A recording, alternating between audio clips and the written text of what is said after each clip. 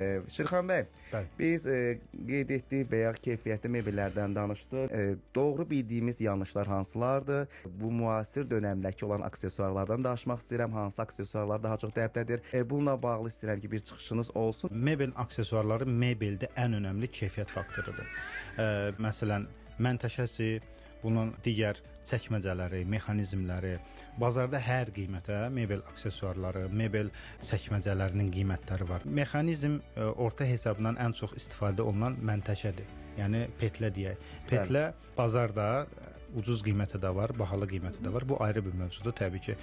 Mən orta hesabla deyirəm, Çin istehsalı bir mexanizmlə, Avstriya istehsalı olan bir mexanizmi götürsək, Blum şirkəti öz mexanizminə, yəni məntəşəsinə 200 min dəfə asılıb bağlanma qarantisi verir. Orta bir statistik bir mebeldə siz gün ərzində 10 dəfə açıb bir qapını bağlaya bilərsiniz. O da ən çoxu deyirəm sizə.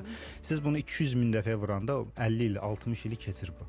Yəni bu o deməkdir ki, Blum şirkəti də deyir ki, əgər siz bizim göstərdiyimiz texniki cəhətlərə, parametrlərə uyğun öz məntəşə və digər mexanizmlərini qursanız, biz onlara 20 il, 30 il qarant veririk.